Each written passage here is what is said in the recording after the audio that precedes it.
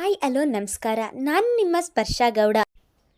ಯಾರೆಲ್ಲ ಇನ್ನು ಕಾಮನಬಿಲ್ಲು ಕಥಾಗುಚ್ಛ ಯೂಟ್ಯೂಬ್ ಚಾನಲ್ಗೆ ಸಬ್ಸ್ಕ್ರೈಬ್ ಆಗಿಲ್ವೋ ಕೂಡಲೇ ಸಬ್ಸ್ಕ್ರೈಬ್ ಆಗಿ. ಕತೆ ಇಷ್ಟ ಆದರೆ ಶೇರ್ ಮಾಡಿ, ಲೈಕ್ ಮಾಡಿ ಹಾಗೂ ಕಮೆಂಟ್ ಮಾಡಿ. ನಾನು ಇವತ್ತು ಹೇಳ್ತಿರೋ ಕತೆ ಓಂಗಿರಣ ಭಾಗ 154. ಕಷಾಯ ಕಹಿ ಇರದೆ ಸಿಹಿಯಾಗಿರುತ್ತದೆಯಾ? ಕಹಿ ಇದ್ದರೆ ನಿಮ್ಮ ಆರೋಗ್ಯಕ್ಕೆ ಒಳ್ಳೆಯದು, ಸ್ವಲ್ಪ ಕುಡಿಯಿರಿ ಎಂದು ಅವಳ ಮುಂದೆ ಲೋಟ ಚಾಚಿದನು. ಅವನ ಬಲವಂತಕ್ಕೆ ಬೇಡ ಎನ್ನಲು ಆಗದೆ ಒಂದು ಗುಟುಕು ಕುಡಿದವಳು ಅದನ್ನು ಬಾಯಿಯಲ್ಲೇ ಇರಿಸಿ ಅದರ ಕಹಿಗೆ ಋಷಿಯ ಮೇಲೆ ಉಗಿದು ಬಿಟ್ಟಳು.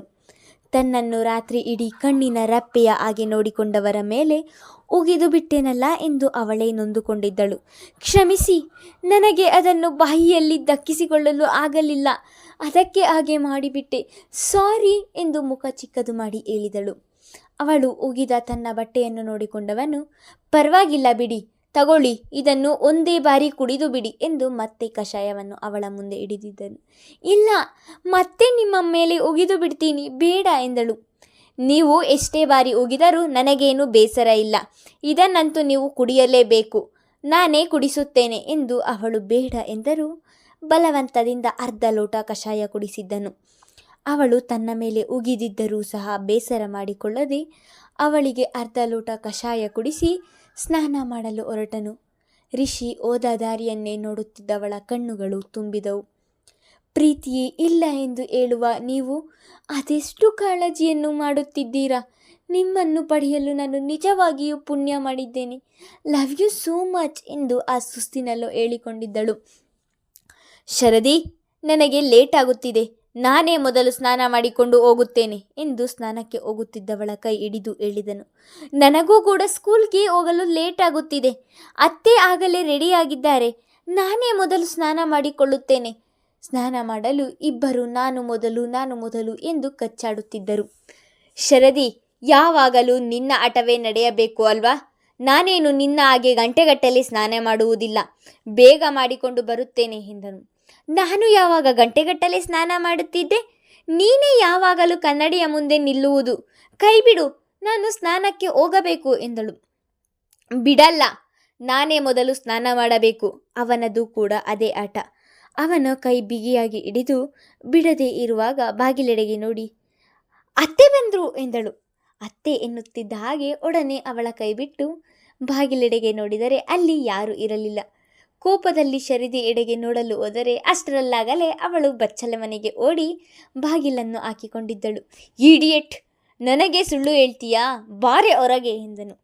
ನನ್ನನ್ನೇ ಗಂಟೆಗಟ್ಟಲೆ ಸ್ನಾನ ಮಾಡ್ತೀಯಾ ಅಂತೀಯ, ಇವತ್ತು ನಿನ್ನ ಮಾತನ್ನೇ ನಿಜ ಮಾಡ್ತೀನಿ ನೋಡು ಎಂದು ನಕ್ಕಿದ್ದಳು. ಅವಳ ಮಾತು ಕೇಳಿ ಕೋಪ ಬಂದು ಬಿಟ್ಟಿತು ಅವನಿಗೆ. ಶರದಿ, ನಾನು ಸೀರಿಯಸ್ ಆಗಿ ಹೇಳುತ್ತಿದ್ದೇನೆ, ನಾನು ಇವತ್ತು ಬೇಗ ಆಫೀಸ್ಗೆ ಹೋಗಬೇಕು, ತಮಾಷೆ ಮಾಡಬೇಡ, ಬೇಗ ಸ್ನಾನ ಮಾಡಿ ಹೊರಗೆ ಬಾ ಎಂದನು ಗಂಭೀರವಾಗಿ. ಅವನ ಮಾತು ಕೇಳಿದವಳು ತಡ ಮಾಡದೆ ಬೇಗ ಸ್ನಾನ ಮಾಡಿ ಹೊರಬಂದಿದ್ದಳು. ನೋಡು, ನೀನು ಗಂಟೆಗಟ್ಟಲೆ ಎಂದು ಹೇಳುತ್ತಿದ್ದೆ, ನಾನು ಬೇಗ ಬಂದಿದ್ದೇನೆ, ಹೋಗು ಎಂದು ಹೇಳುತ್ತಲೇ ಹೊರಬಂದಿದ್ದಳು. ಆಹಾ ಮಹಾತಾಯಿ, ನಿನಗೆ ಬಾಯಿ ಕೊಡಲು ಆಗುವುದಿಲ್ಲ ನೋಡು ಎಂದು ಗೊಣಗಿಕೊಂಡೇ ಬಚ್ಚಲ ಮನೆಗೆ ಹೋಗಿದ್ದನು. ಅವನು ಗೊಣಗಿದ್ದನ್ನು ಕೇಳಿಸಿಕೊಂಡವಳು, ಏನಂದೆ ಎಂದು ಸೊಂಟದ ಮೇಲೆ ಕೈ ಹೊತ್ತು ಹಿಂದೆ ತಿರುಗುವಷ್ಟರಲ್ಲಿ ಅವನು ಬಚ್ಚಲ ಮನೆಗೆ ಹೋಗಿಯಾಗಿತ್ತು.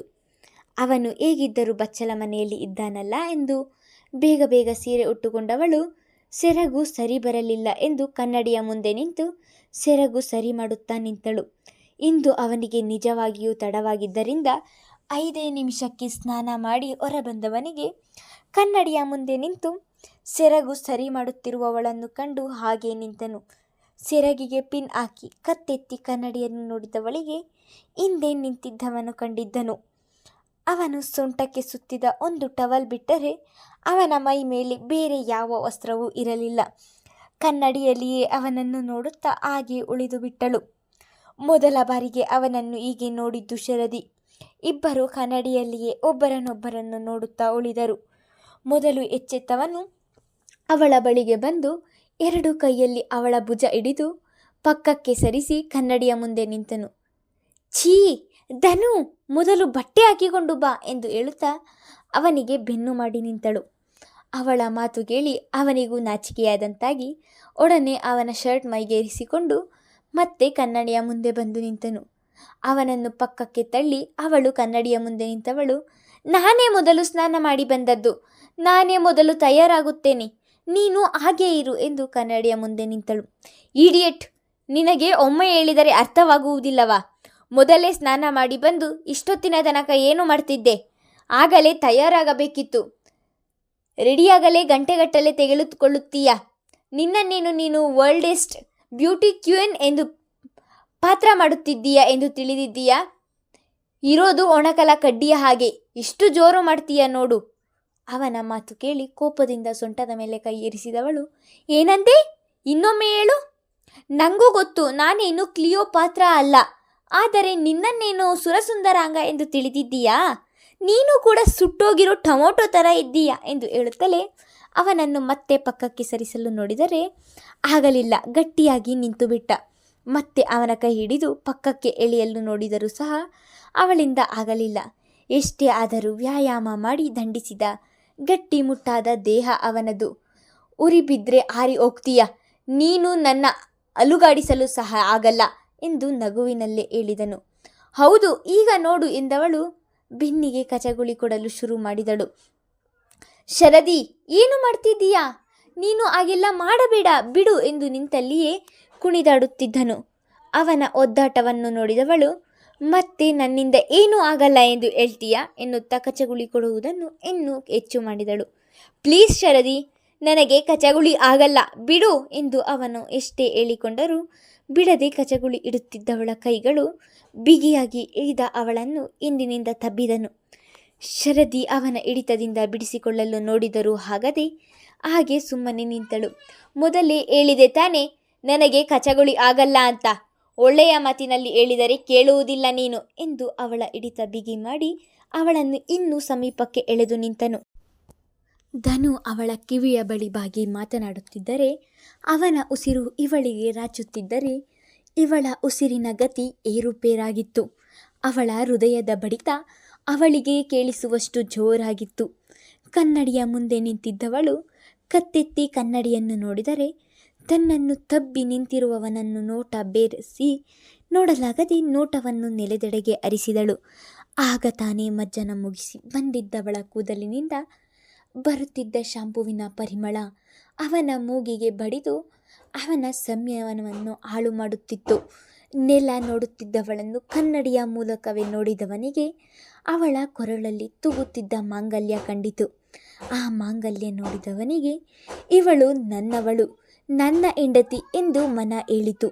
ಅವಳ ಹಿಡಿತವನ್ನು ಬಿಗಿ ಮಾಡಿ ಎಂದಿನಿಂದಲೇ ಅವಳ ಕೆನ್ನೆಗೆ ಮುತ್ತ ನೀಡಿಸಿ ಅಲ್ಲಿಯೇ ಇದ್ದ ತನ್ನ ಪ್ಯಾಂಟ್ ಕೈಯಲ್ಲಿ ಹಿಡಿದು ಹೊರಗೆ ಹೋಗಿದ್ದನು. ಇತ್ತಾದನು ಏನು ಮಾಡಿದ ಎಂದು ತಿಳಿಯದೆ 2 ನಿಮಿಷ ಸಮಯ ಹಿಡಿಯಿತು.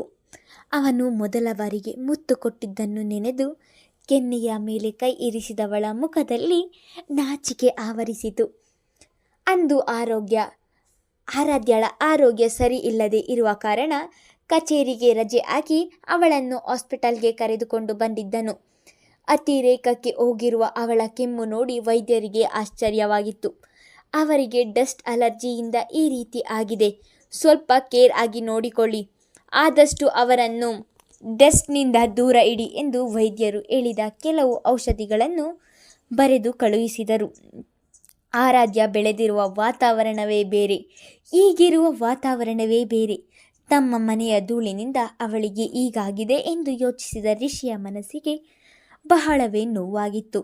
ವೈದ್ಯರು ಬರೆದಿದ್ದ ಮೆಡಿಸಿನ್ ಎಲ್ಲವನ್ನೂ ತೆಗೆದುಕೊಂಡು ಬಂದಿದ್ದನು. ಹಾಸ್ಪಿಟಲ್ಗೆ ಹೋಗಿರುವವರ ದಾರಿಯನ್ನೇ ಕಾಯುತ್ತಾ ಹೊರಗೆ ನಿಂತ ವಸುಂಧರ ಅವರು ರಿಷಿ ಮನೆಗೆ ಬರುತ್ತಿದ್ದ ಹಾಗೆ, ರಿಷಿ, ಡಾಕ್ಟರ್ ಏನು ಹೇಳಿದ್ರು ಎಂದರು ಆತಂಕದಿಂದ.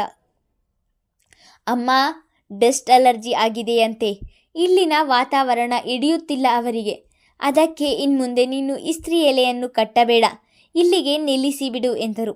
ರಿಷಿ ತನ್ನ ಸೊಸೆಗಿಂತ ನನಗೆ ಯಾವುದು ಹೆಚ್ಚಲ್ಲ, ಇನ್ಮುಂದೆ ಆ ಎಲೆಯನ್ನೇ ಮನೆಗೆ ತರುವುದಿಲ್ಲ, ಈಗ ಇರುವುದನ್ನು ಅವರಿಗೆ ನೀಡಿ ಮನೆಯೆಲ್ಲ ಸ್ವಚ್ಛ ಮಾಡ್ತೀನಿ ಎಂದರು. ರಿಷಿ ಕೆಲಸಕ್ಕೆ ಹೋಗಲು ಶುರು ಮಾಡಿದಾಗಿನಿಂದ ಈ ಎಲೆಯನ್ನು ಕಟ್ಟಿದ್ದು ಸಾಕು, ನಿಲ್ಲಿಸು ಎಂದು ಹೇಳಿದರೂ ವಸುಂಧರ ಅವರು ಮಗನಿಗೆ ಸಹಾಯವಾಗಲಿ ಎಂದು ಇನ್ನೂ ಎಲೆ ಕಟ್ಟುತ್ತಿದ್ದರು. ಆದರೆ ಈಗ ಸೊಸೆಯ ಆರೋಗ್ಯವನ್ನು ನೆನೆದು ಇನ್ನು ಎಲೆ ಕಟ್ಟುವುದಿಲ್ಲ ಎಂಬ ನಿರ್ಧಾರ ಮಾಡಿದ್ದರು. ಮಗಳಿಗೆ ಹುಷಾರಿಲ್ಲ ಎಂಬ ವಿಷಯವನ್ನು ಕೇಳಿದ ಸ್ಪಂದನ ಅವರು ಅಂದು ಶಾಲೆಯನ್ನು ಮುಗಿಸಿಕೊಂಡು ಮನೆಗೆ ಹೊರಡುವಾಗ ಶರದಿಯನ್ನು ಕರೆದುಕೊಂಡು ಆರಾಧ್ಯಳನ್ನು ನೋಡಿಕೊಂಡು ಹೋಗಲು ಬಂದಿದ್ದರು. ಅವರಿಗೆ ವೈದ್ಯರು ಹೇಳಿದ ವಿಷಯವನ್ನು ಕೇಳಿ ರಿಷಿಯೇ ಎಲ್ಲ ವಿಷಯವನ್ನು ಹೇಳಿದನು. ಮಗಳ ಸ್ಥಿತಿಯನ್ನು ನೋಡಿ ನೊಂದು ಹೋಗಿತ್ತು ತಾಯಿ ಹೃದಯ. ಮೊದಲೇ ಅವಳಿಗೆ ಸ್ವಲ್ಪ ನೋವಾದರೂ ಸಹಿಸುವುದಿಲ್ಲ ಅವರು. ಹಾಗಂತ ತನ್ನ ನೋವನ್ನು ಎಲ್ಲರ ಮುಂದೆ ತೋರಲು ಆಗದೆ ಸಹಜವಾಗಿ ಮಗಳ ಜೊತೆ ಮಾತನಾಡಿದರು. ಆದರೆ ಅಳಿಯ ಮಗಳನ್ನು ಕಾಳಜಿ ಮಾಡುವ ಪರಿ ನೋಡಿ ಅವರ ಮನಸ್ಸಿಗೆ ಬಹಳವೇ ಸಂತೋಷವಾಗಿತ್ತು.